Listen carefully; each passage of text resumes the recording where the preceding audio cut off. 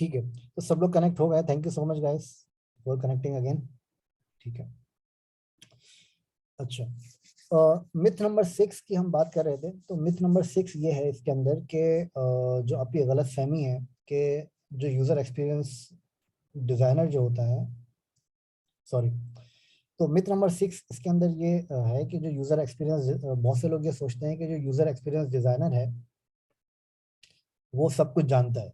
ठीक है, लेकिन ऐसा बिल्कुल नहीं होता। यूज़र एक्सपीरियंस डिज़ाइनर जो होता है आपका, उसकी परफॉर्मेंस तभी पता चलती है तब आप जब आपकी ऐप एंड यूज़र के हाथ में जाती है, या आपकी वेबसाइट जो है वो एंड यूज़र के हाथ में जाती है। ठीक है, तब आपको पता चलता है कि जो यूज़र एक्सपीरियंस है वो आपका कितना ज़्यादा अच्छा बना हुआ है, कितना ज़्यादा बेटर बना हुआ है। ठीक है, आपके दूसरे कॉम्पिटिटर्स के साथ। ठीक है, तो ये मिथ नंबर 6 है आपकी, कि यूज़र एक्सपीरियंस डिज़ाइनर्स वो सब नहीं जानते हैं।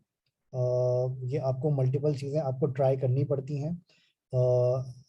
जैसे कि आप अपने स्टैटिस्टिक्स को जब आप इम्प्लीमेंट करते हैं अपनी ऐप या वेबसाइट के अंदर, तो उसके थ्रू आपको ये सारी चीज़ें अपनी देखनी पड़ती हैं कि आपकी जो आपका जो बटन है, आपकी जो हेडिंग है, आपका जो पैराग्राफ है, वो सही काम कर रहा है या नहीं कर रहा है। तो ये सारी चीज़ें आपको उसके अंदर देखनी पड़ती हैं। ठीक है,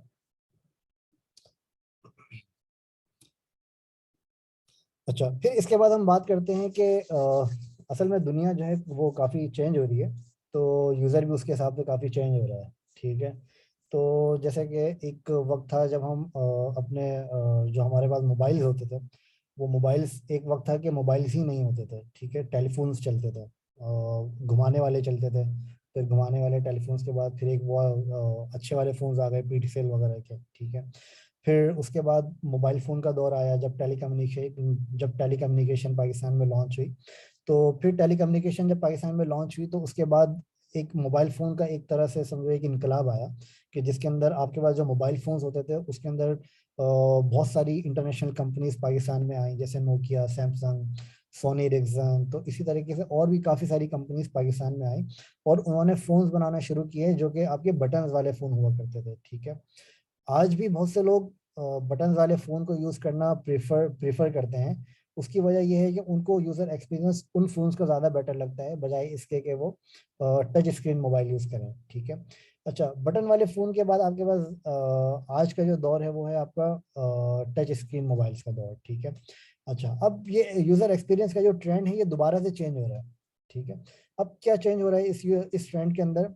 अब इसके अंदर ये चेंज आ रहा है कि इसके अंदर आपके पास अब एप्पल वॉच, अब डिजिटल वॉचेस, स्मार्ट वॉचेस अब आपके पास इंट्रोड्यूस हो रही हैं। ठीक है, अब जो आपके फ़ोन्स हैं, अब जो आपकी जो कॉल्स हैं, जो आपके एसएमएसेस हैं, वो अब आप अपनी वॉच के थ्रू ही आप कर सकते हो। ठीक है, अब ज़रूरी नहीं है कि आपके पास मोबाइल है तो आप मोबाइल के थ्रू ही आप वो करोगे। ठीक है, तो अब जो ट्रेंड है वो आपका चेंज हो रहा है। तो जिस तरीके से आपकी दुनिया चेंज हो रही है, आपका यूज़र एक्सपीरियंस और यूज़र बिहेवियर भी आपका चेंज हो रहा है टाइम बाय टाइम। ठीक है, अच्छा, मैं इसके कुछ एग्जांपल्स आपके सामने आपको देता हूँ। ठीक है, सबसे पहले एग्जांपल मैं आपको देता हूँ जो कि आपकी 2D सेंसिंग और सरफेसेस हैं। ठीक है, एक एक वक्त था जब आपके पास इस तरह की जो इनोवेटिव जो डिवाइसेस थी वो नहीं हुआ करती थी। ठीक है, अब आपके पास इस तरह के डिवाइसेस हैं जो कि आपको एक बहुत बड़ी बड़ी एलसीडीज, इवन के 24K एलईडी भी इस वक्त मार्केट में है, जो कि आपकी हाईएस्ट रेजोल्यूशन एलईडी है।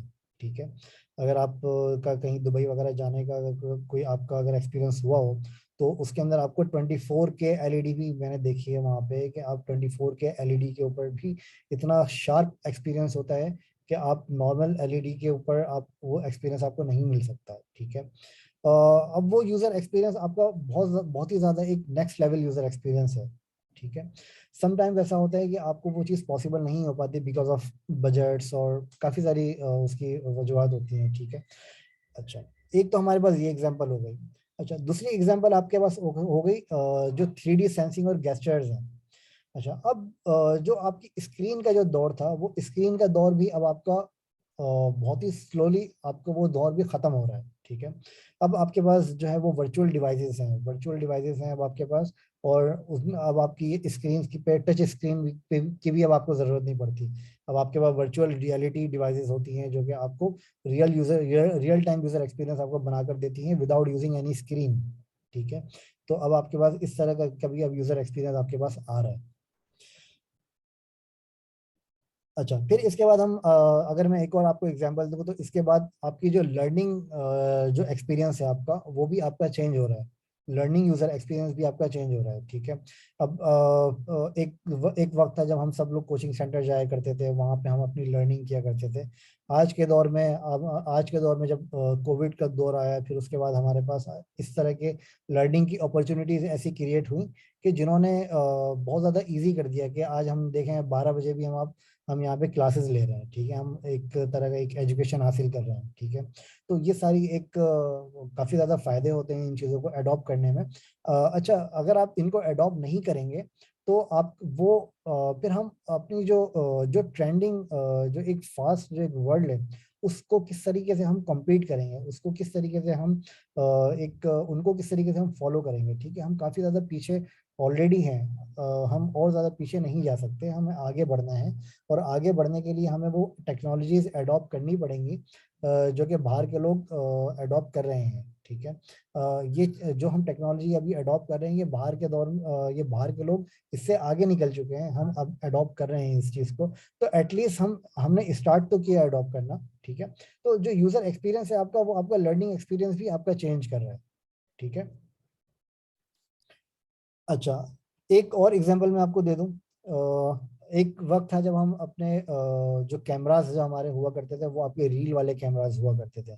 अगर आप में से किसी ने यूज़ किया हो तोशिबा के कैमरास या कैनन के कैमरास, जिसके अंदर रील डला करती थी, जिसके अंदर आप 100 पिक्चर्स आप ले सकते थे, ठीक है। 50 पिक्चर्स आप ले सकते थे। इसी तरीके से आपकी पिक्चर्स आती थी जो कि रियल टाइम के ऊपर आपको प्रिंट निकल के आ जाता था, छोटी सी पिक्चर होती थी। एक वो दौर था। फिर उसके बाद अभी उसके बाद जो दौर आया, वो आया डिजिटल कैमरास का, ठीक है। High quality high definition cameras का, ठीक है। अब जो दौर है वो है आपका मोबाइल फ़ोन कैमरास का।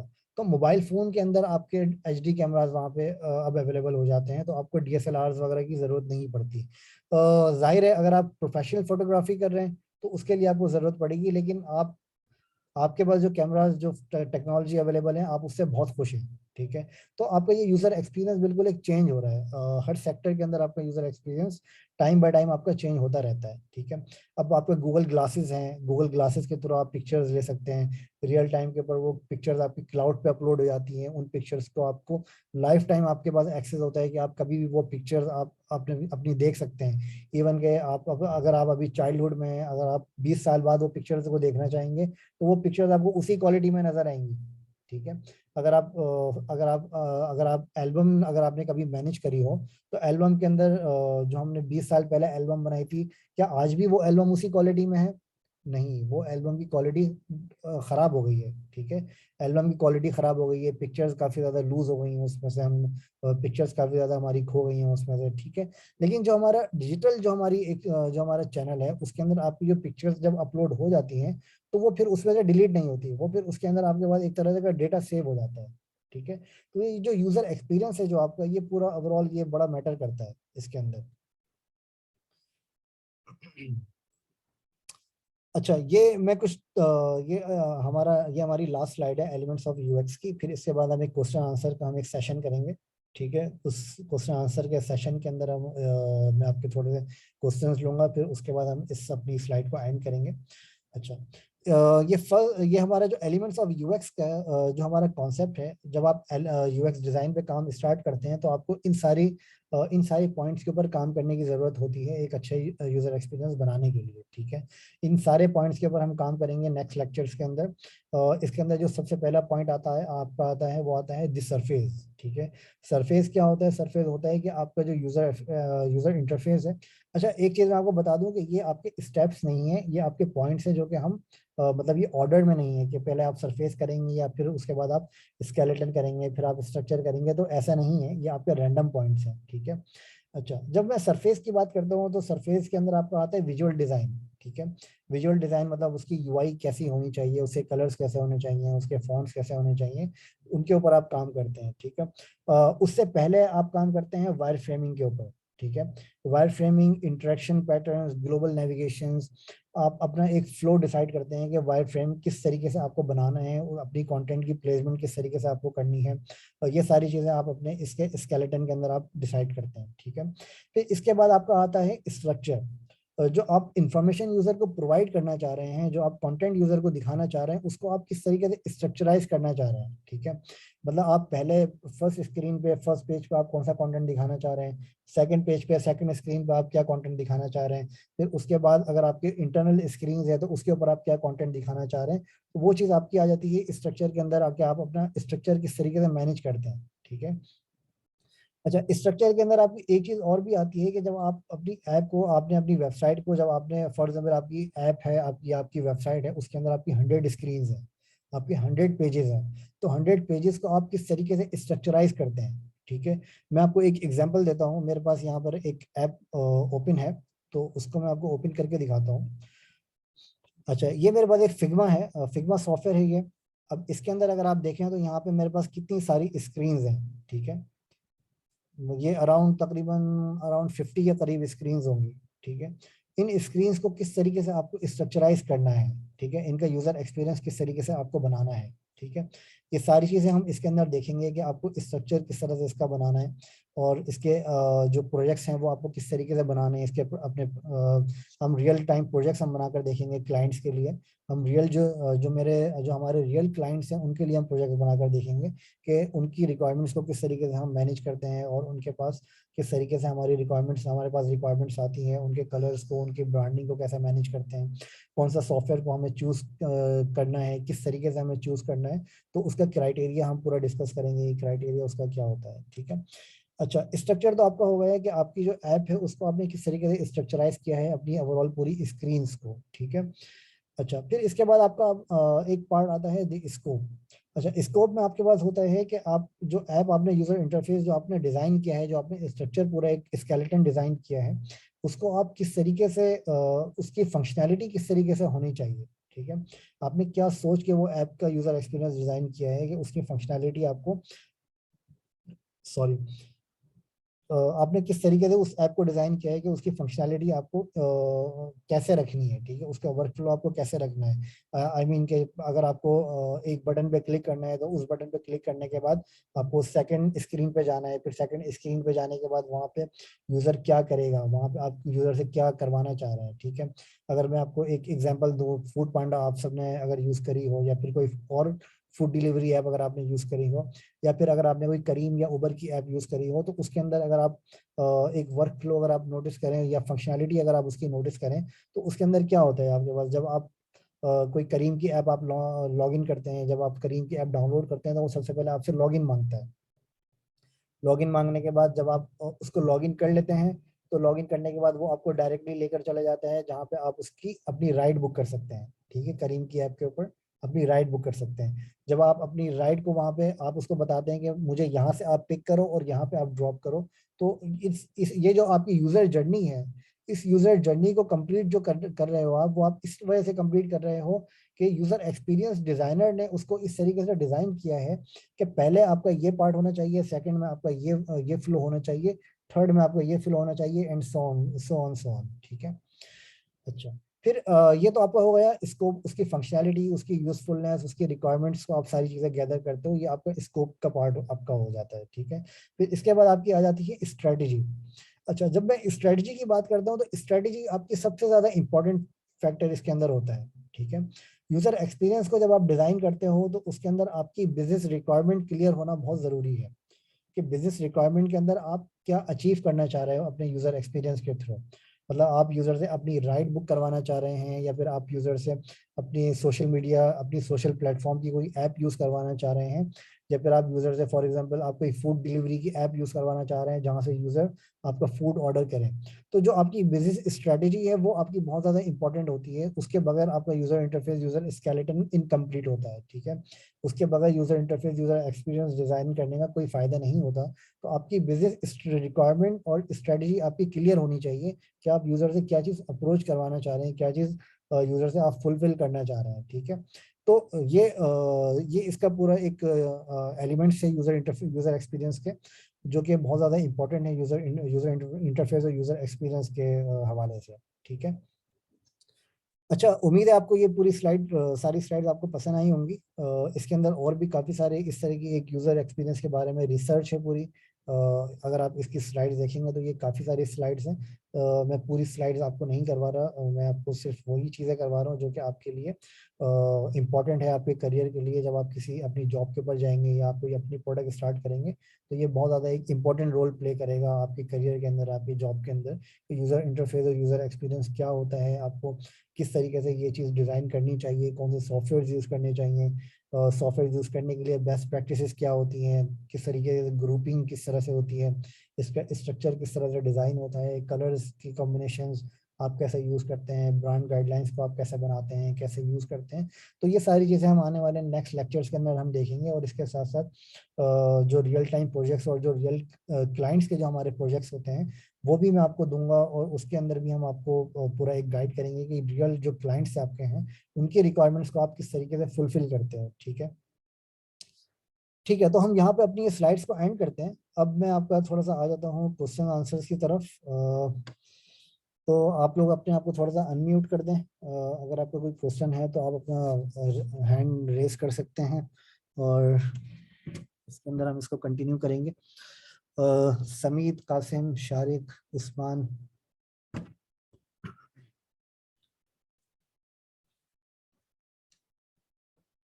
हेलो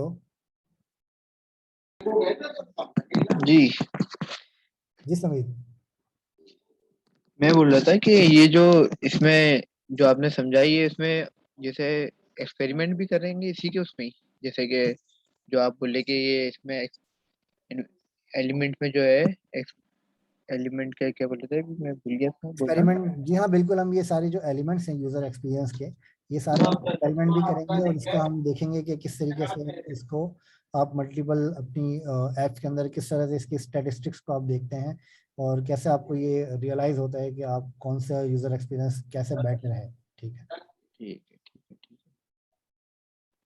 क्योंकि जब भी उसी में ही अगर हम एक्सपेरिमेंट करेंगे जब भी तो उसी में ही आएगा जी हाँ ज्यादातर। बिल्कुल हम करेंगे इसको। जी जी बिल्कुल करेंगे।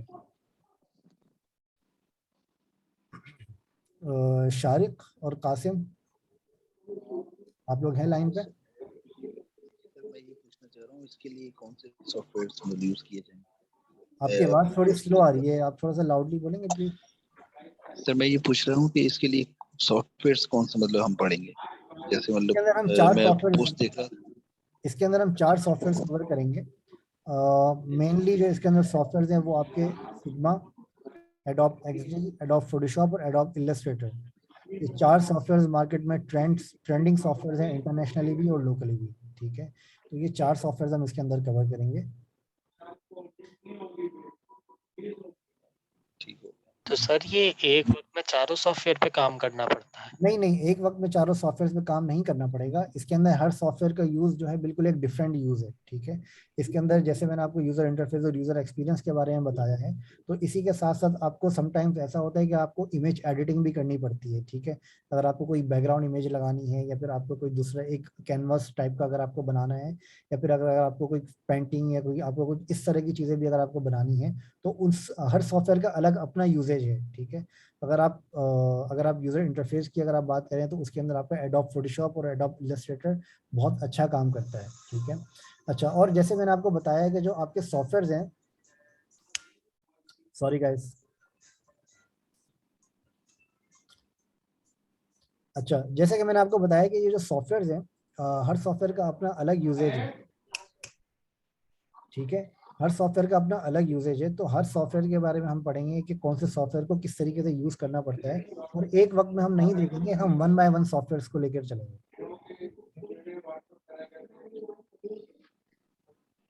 सर मैं ये समझ रहा हूँ कि मेन फोकस जो है वो ये फिग्मा और एक्सटी होगा, लेकिन ये दो सॉफ्टवेयर हैं इलिस्ट्रेटर और फोटोशॉप।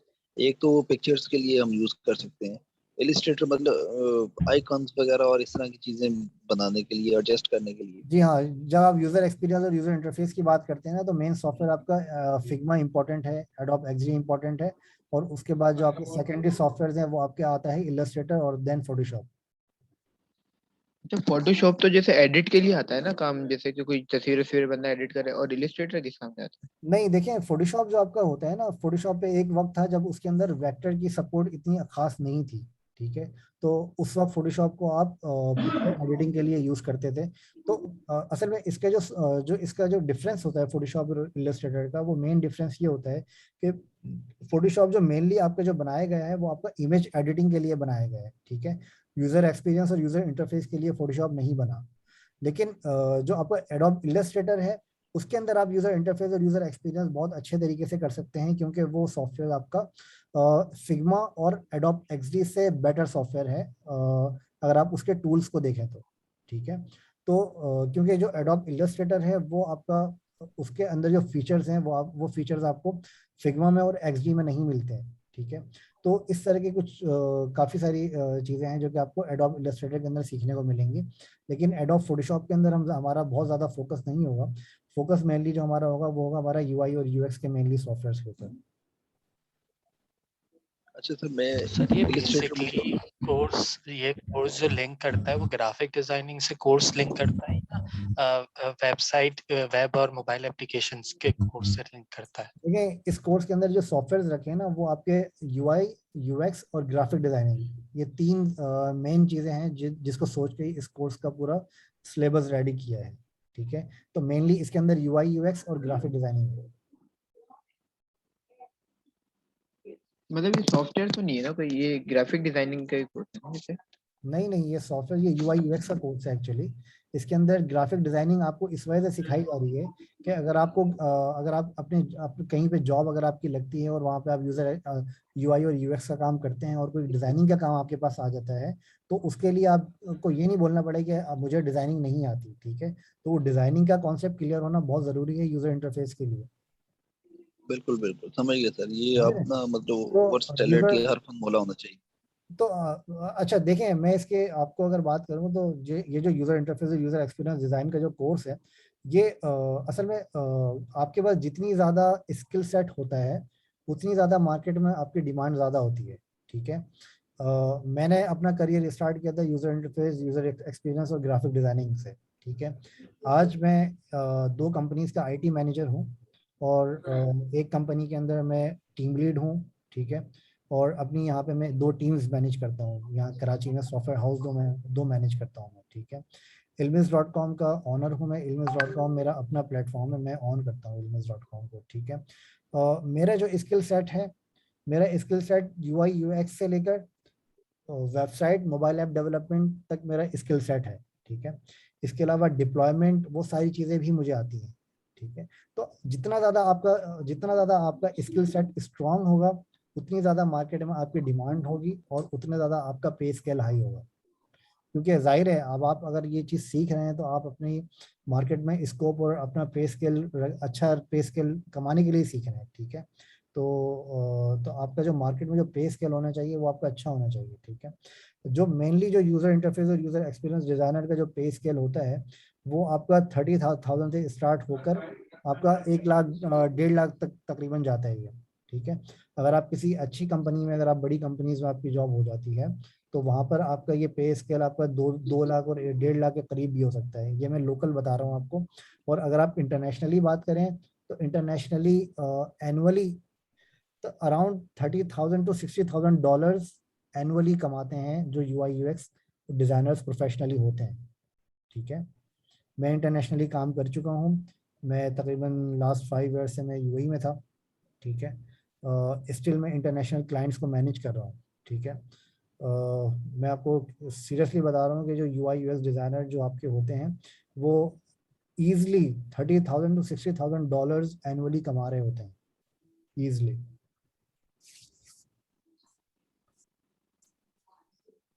और इसके अलावा सर आपको एक कोई क्वेश्चन?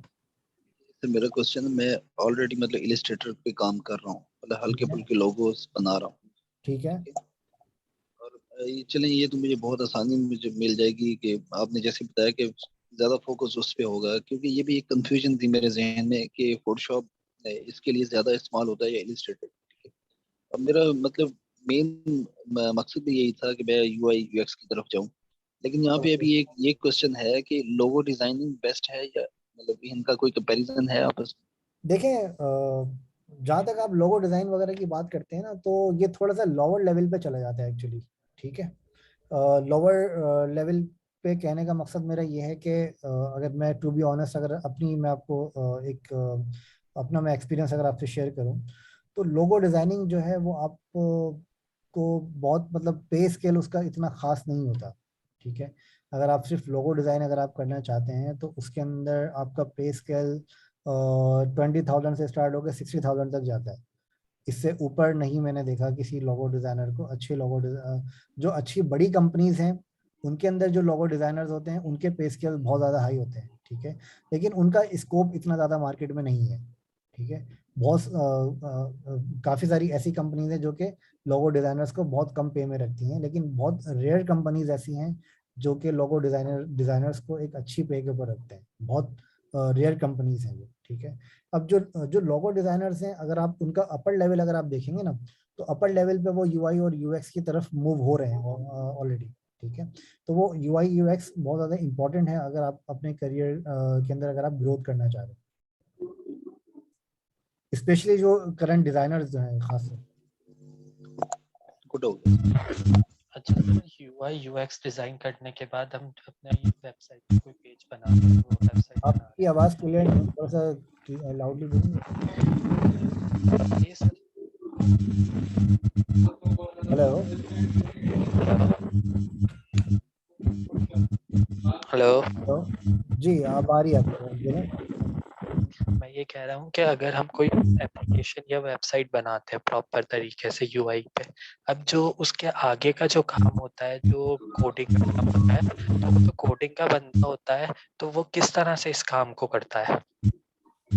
देखें, ये जो कोर्स मैंने डिजाइन किया है ना, इस कोर्स के अंदर 3 महीने का कोर्स ये मैंने रखा है, जबकि ये कोर्स 2 महीने में इजीली मैं कंप्लीट कर सकता हूँ। ठीक है, 3 महीने का कोर्स रखने की वजह ये है कि जो आपका, जैसे मैंने स्टार्ट में मैंने बताया था कि जो आपके ये जो कोर्स है इसके अंदर काफ़ी सारे स्टूडेंट्स हमारे ऐसे हैं जिन्होंने 6 महीने के लिए ये कोर्स को ज्वाइन किया है। ठीक है, तो 6 महीने के लिए उन्होंने कोर्स को क्यों ज्वाइन किया है, क्योंकि हम फर्स्ट 2 मंथ्स 2.5 मंथ्स हम इसके अंदर यूआई और यूएक्स के ऊपर फोकस करेंगे, और नेक्स्ट के जो 15 डेज होंगे हम उनके ऊपर रियल प्रोजेक्ट्स और थोड़ी बहुत कोडिंग भी हम उसके अंदर सीखेंगे कि कोडिंग आप किस तरीके से कर सकते हैं। ठीक है, अब फॉर एग्जांपल हम एक वेबसाइट का हम एक डिज़ाइन बनाते हैं। ठीक है, फॉर एग्जाम्पल अगर हम एक वेबसाइट का डिज़ाइन बनाते हैं, उसके अंदर हम देखेंगे कि वेबसाइट के डिज़ाइन को जो कोडर होते हैं वो किस तरीके से उसकी डिज़ाइन को कोडिंग में कन्वर्ट कैसे करते हैं। ठीक है, वो मैं आपको बिल्कुल ऐसा बेसिक तरीके से मैं आपको बताऊंगा कि आपको बहुत ईजिली समझ में आ जाएगी वो चीज़ें। ठीक है, इस तरीके से हम अब इसको पूरा ग्रोन करेंगे कि वो चीज़ें आपको बहुत ईजिली समझ में आ जाएंगी, और अगर आपकी कोई कन्फ्यूजन वगैरह होंगी तो उसको हम दूर भी करेंगे। उसके साथ साथ जो 1-on-1 जो हमारा सेशंस होंगे उसके अंदर हम उन कन्फ्यूजन्स को भी दूर करेंगे। जी,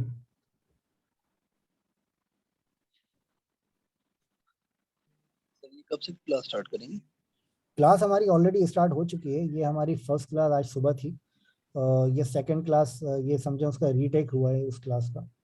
ठीक है, सेकंड क्लास हमारी कल है। क्लास हमारी ऑलरेडी स्टार्ट हो चुकी है वैसे इसकी। फोटोशॉप इलिस्ट्रेटर से स्टार्ट किया आपने? क्लास हमारी समझे यही हमारी फर्स्ट क्लास थी जिसके अंदर मैंने आप लोगों को ब्रीफ किया है। अब फिर इसके बाद हम मूव हो जाएंगे फिग्मा पे, फिग्मा के ऊपर। तो कल आप कहाँ से स्टार्ट करेंगे? मतलब अभी तो इलिस्ट्रेटर ही हुआ है मेरे नहीं, पास तो। अभी तो मैंने आपको 17 स्लाइड्स तक मैंने बताया है। इसके बाद मेरी तकरीबन कुछ स्लाइड्स और हैं। वो स्लाइड्स कंप्लीट करने के बाद हम इसकी प्रैक्टिकल में मूव हो जाएंगे। जैसे मैंने आपको स्टार्ट में कहा था कि हमारी तकरीबन दो क्लासेस हमारी तकरीबन इसकी थ्योरी की होंगी, जिसके अंदर हम यूज़र एक्सपीरियंस के बारे में थोड़ा काफ़ी डीपली आगे देखेंगे। फिर उसके बाद हम मूव हो जाएंगे अपनी जो हमारी प्रैक्टिकल क्लासेस हैं उसके ऊपर कंटिन्यूसली। ठीक है, फिर हमारी सारी क्लासेस प्रैक्टिकल चलेंगे। तो अच्छा पहले सर, कहाँ से शुरू करेंगे? ये फिग्मा के ऊपर स्टार्ट करेंगे, फिग्मा। सर सबसे ज्यादा किस काम चल रहा है अभी मार्केट में? आपकी आवाज़ थोड़ी स्लो आ रही है, दोबारा रिपीट करेंगे प्लीज। मैं कह रहा हूँ सर, मार्केट में सबसे ज्यादा किस सॉफ्टवेयर पे काम चल रहा है? यूजर इंटरफेस और यूजर एक्सपीरियंस की अगर आप बात करें तो मार्केट के अंदर 3 सॉफ्टवेयर बहुत ज़्यादा इंपॉर्टेंट हैं। फिग्मा नंबर 1 पे, एडोब एक्सडी नंबर 2 पे, और एडोब इलस्ट्रेटर। ये 3 सॉफ्टवेयर बहुत ज़्यादा इंपॉर्टेंट है। अच्छा, ये सिर्फ यूज़र इंटरफेस और यूज़र एक्सपीरियंस की बात कर रहा हूँ। इसके अलावा अगर आप वायर फ्रेमिंग की बात करेंगे तो उसके अंदर एक सॉफ्टवेयर आपका और आता है, वो आता है स्केच। ठीक है, वो स्केच पे भी मैं ट्राई करूंगा कि आप लोगों को स्केच पे भी मैं काफ़ी थोड़ा बहुत आइडिया मैं आपको दे दूं कि वायर फ्रेमिंग किस तरह से आप करते हैं। वो बहुत ज़्यादा इजी है। अगर आप उसके अंदर 2 क्लासेस या 3 क्लासेस भी अगर आप ले लेंगे तो वो आप वायर फ्रेमिंग आपको समझ में आ जाएगी कि किस तरह से होती है और क्या होती है। ठीक है, वो इतना ज़्यादा टाइम टेकिंग नहीं होगा। लेकिन जो मेनली जो मार्केट के अंदर जो सॉफ्टवेयर हैं वो आपके फिग्मा, एडोब एक्सडी और एडोब इलस्ट्रेटर, ये 3 सॉफ्टवेयर आपके बहुत इंपॉर्टेंट है।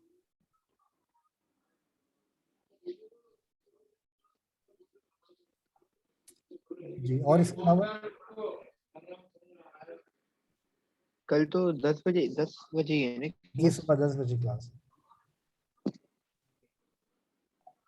सर इस कोर्स के बाद आप इंटर्नशिप वगैरह भी ऑफर करते जैसे मैंने आपसे कहा यार कि मेरी अपनी कंपनीज हैं, उन कंपनीज के अंदर मैं हायरिंग करता रहता हूँ और मेरे कुछ अपने काफ़ी ऐसे कनेक्शंस भी हैं जहाँ पे हम अपने जो हमारे जो पोटेंशियल स्टूडेंट्स जो होते हैं उनको हम वहाँ पे डिप्लॉय भी करते हैं, जैसे कि इंटर्नशिप के ऊपर या फिर परमानेंट जॉब के ऊपर। अगर जो आप क्योंकि एक सबसे बड़ा बेनिफिट आपका यहाँ पे काम करने का ये होता है, मतलब यहाँ पर हमारे साथ रजिस्टर होने का सबसे बड़ा बेनिफिट आपको जो है वो ये है कि आप अपने इस प्रोजेक्ट को कंप्लीट होने से पहले ही, इस बैच के कंप्लीट होने से पहले ही आप रियल प्रोजेक्ट के अंदर आप इन्वॉल्व हो जाते हैं। तो आपका जो पोर्टफोलियो है वो आपका डेवलप होना शुरू हो जाता है। तो आपकी सीवी के ऊपर एक नाम लग जाता है कि आप जो है इस कंपनी के साथ काम कर चुके हैं और ये प्रोजेक्ट आपने बनाया है। तो आपके पास एटलीस्ट अपने क्लाइंट्स को दिखाने के लिए होता है कि आप अपने जो आपके एम्प्लॉयर हैं उनको दिखाने के लिए होता है कि आपने इस प्रोजेक्ट के ऊपर काम किया है। और ऑब्वियसली जब आप उन प्रोजेक्ट्स के ऊपर काम करेंगे तो फिर उसके ऊपर मेरा अपना भी इनपुट उसके अंदर होगा। ठीक है, कि आप उसके अंदर आपको क्या चीज़ें बेटर करनी चाहिए, क्या चीज़ें आपको नहीं यूज़ करनी चाहिए, क्या चीज़ें आपको ज़्यादा यूज़ करनी चाहिए, तो वो चीज़ भी हम उसके अंदर देखेंगे। तो ऑब्वियसली हम उसके अंदर ऑफर करते हैं, अपनी इंटर्नशिप भी ऑफर करते हैं और जॉब्स वगैरह भी ऑफर करते हैं।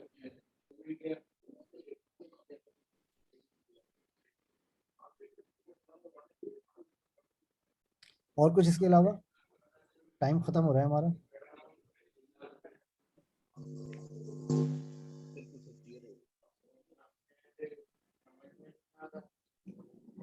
हेलो जी सर, और कुछ इसके अलावा और भी हैं? Sir confusion? बिल्कुल कंफ्यूजन दूर होगी। ठीक है sir, thank you so much. अच्छा, मैं आप लोगों को इनरोलमेंट डिटेल्स में आपको व्हाट्सएप कर रहा हूँ। ठीक है, तो इनरोल होने के लिए आप लोगों को सब पेमेंट सबमिट करनी होगी कल।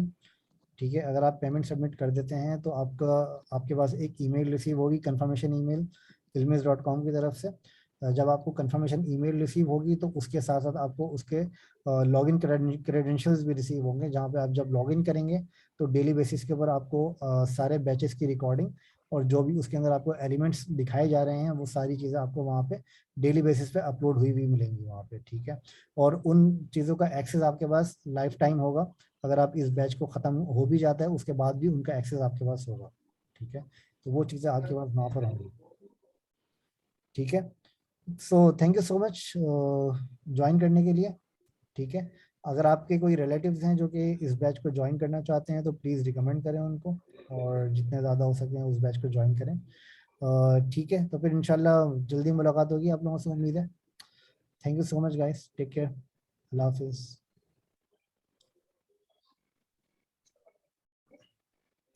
अल्लाह हाफिज़। ओके, काफी। अल्लाह हाफिज़।